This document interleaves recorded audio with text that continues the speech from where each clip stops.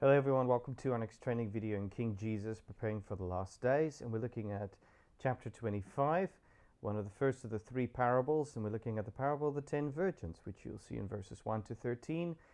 And these parables explore basically the implications of what Jesus just said. Because when we look at the context in Matthew chapter 24, verse 4 to 51, Jesus just answered the disciples' question, tell us, when will these things be?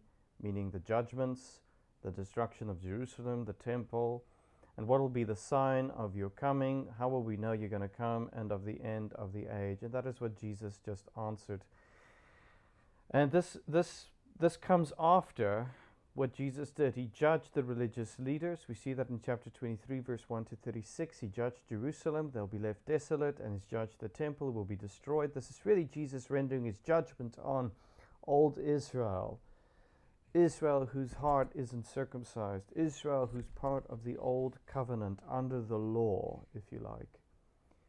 Israel who's failed to love the Lord your God with all your heart, mind, and soul, and instead traded authentic love for God for hypocrisy, and making the temple, which should have been a place of prayer, a den of robbers, a place of idolatry. And Jesus has judged them as well because they failed to read the signs of the first coming of Jesus. As he said earlier on, you cannot interpret the signs of the times. They failed to interpret his first coming. And that's why they are judged. And if you like, the door is shut, it's closed. This is the end of the temple and Jerusalem and the religious leader system as they know it. And so after these judgments, he's answered them about when these things will happen, but also the signs of his coming and the end of the age. And Jesus has commanded them during explaining to them what the last days will be like, those days which we are living in, they and us are living in. Jesus commanded his disciples, don't be deceived in this time. Don't be alarmed in this time, but endure, proclaim the gospel. Be ready for the return of Jesus. Be found serving Jesus by serving his people. These are the things they are supposed to do in this time. And the parables we're going to look at now explore these implications more and drive them home, and actually draws a lot of what is in Matthew's gospel to a head regarding what it means to be a disciple, a follower of Jesus. And so getting into the parable of the 10 virgins, the scene, we have these 10 virgins with lamps, and there's a bridegroom, that's the scene. And what follows is sort of the situation with the 10 virgins. There are 5 wise and 5 foolish. And then we have the moment where the bridegroom returns. And then there's the feast, but the door is shut. And then we have the crux of the lesson of the parable in verse 13, which builds on this idea of being ready and what it means to be ready. So getting into the passage, here's the scene at that time. So that time, the last days, those days that he's just described in chapter 24. And when he says the kingdom of heaven will be like, that should echo in your mind regarding Matthew 13. This is a parable of the kingdom. And he likens the kingdom of God, that time, to 10 virgins who took their lamps and went out to meet the bridegroom. Now, for anyone who knows a bit of the Old Testament, and the disciples, Lord willing, should know, is there's a lot of Old Testament imagery here, particularly about the bridegroom. So God describes himself as, especially in the prophets, as the bridegroom husband of his people, his bride, his wife. You see that in Isaiah and Ezekiel. In fact, the whole book of Hosea, he's depicted in this way. The striking thing, of course, is Jesus takes this Old Testament imagery, which God uses to describe his relationship with his people, and he applies that imagery to himself. He calls himself the bridegroom because he is Emmanuel. He is God with us. And interesting enough, in the apostolic writings, building on this, the church, or the relationship between a husband and a wife, is described as mirroring the relationship of Christ with his church. And we see the second coming being described as the wedding of the Lamb. The banquet feast, the wedding feast of the Lamb, as he brings his bridegroom or meets her, if you like, the New Jerusalem, which we see in Revelation 20 to 22. And so Jesus ties this imagery to himself, and so he is Emmanuel, he is the Messiah, and so he is the bridegroom in this passage. And the bridesmaids, again in the Old Testament and in Jewish culture, the bridesmaids were there to welcome and escort the bridegroom to the bride. They had to be ready to welcome him. You see an example of that in Song of Songs, chapter 3, verse 11. And so they're likened now to these bridesmaids that are supposed to be waiting for the bridegroom to welcome him. And the reason they have lamps, it's one way for them to distinguish themselves from brigands and others. They are the welcoming team, if you like, of the bridegroom. So that's the scene. But then what happens during the scene is we discover that the 10 virgins are not all the same. 5 of them were foolish and 5 were wise. So what's the difference? Why is the one foolish and the one wise? And so the foolish ones, they're described this way. The distinction between them and the wise ones is the foolish ones took their lamp but did not take any oil with them, while the wise ones, they took oil in jars along with their lamps. The idea here is they're prepared, they're ready. They don't expect the master to come quickly or the bridegroom to come quickly. And so they are ready, they're prepared for the long haul.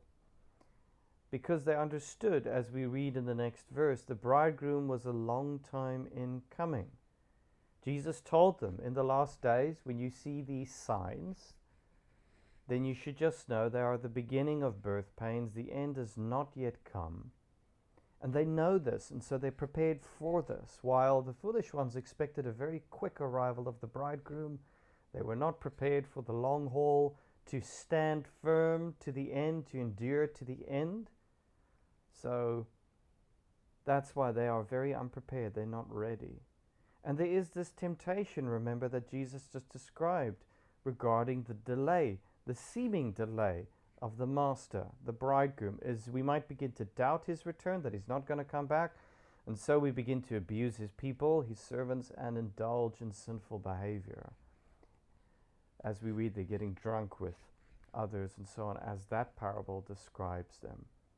And so you have this contrast. Those who are ready for the long haul, they're going to endure to the end, and those who are not, they want a very quick resolution to all of this, and they're not ready for the long haul, for the last days. And so what happens is, the crisis moment is, and interesting enough how it says here, at midnight. This is a very odd time to come for a bridegroom, and that's the whole point. It's unexpected.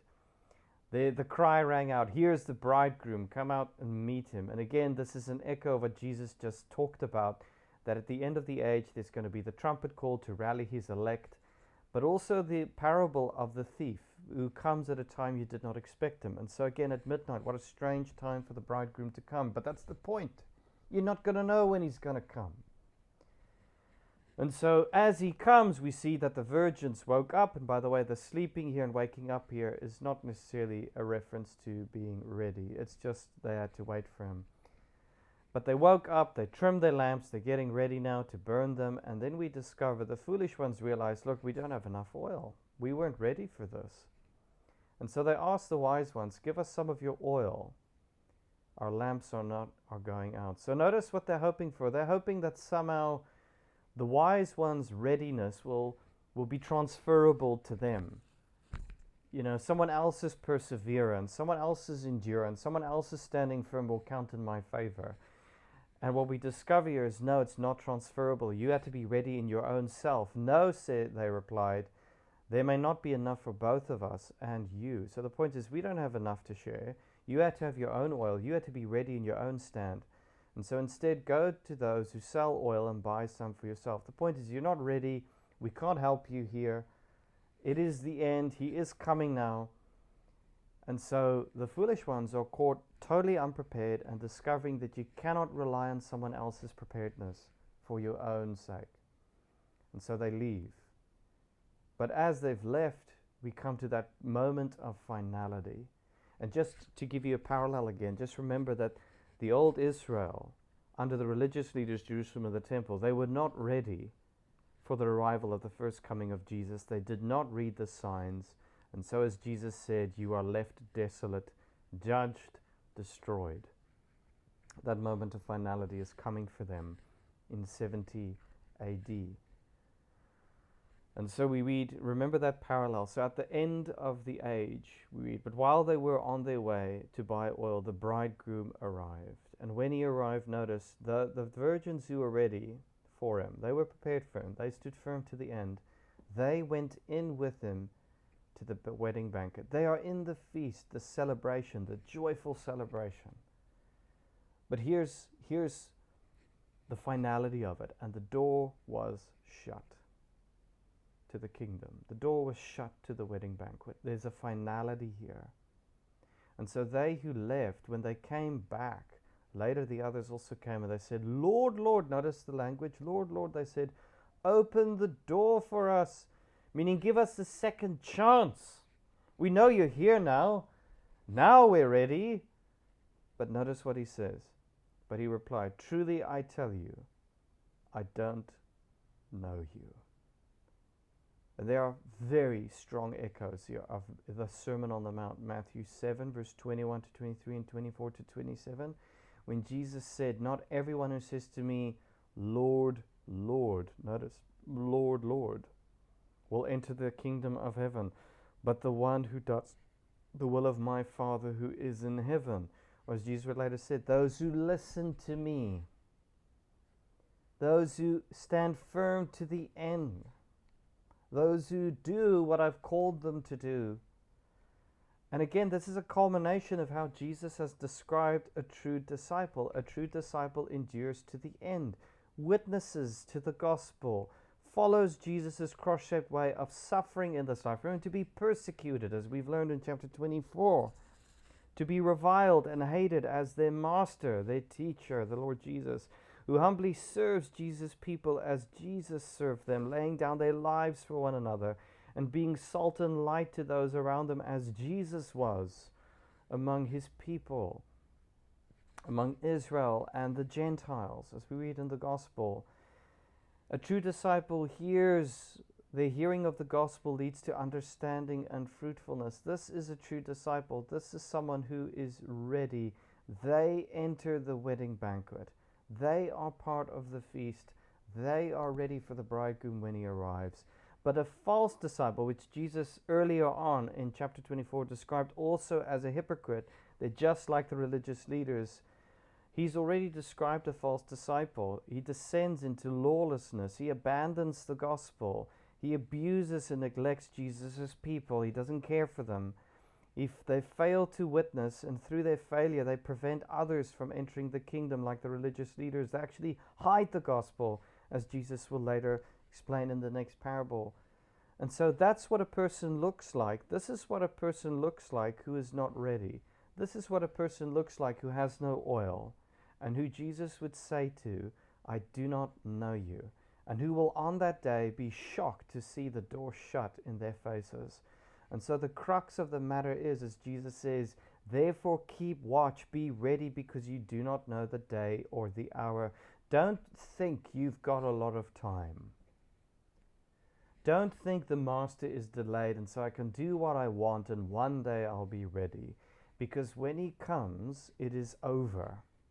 When the door is shut, it is really shut. There is no second opportunity. You've received ample opportunity to respond. And so what we need to take home is believe when Jesus said that he will come when you don't expect him. Heed his warning, like that bridegroom coming at midnight. You don't know when he's coming, and when he comes, he will catch you off guard. Heed his warning. Be ready.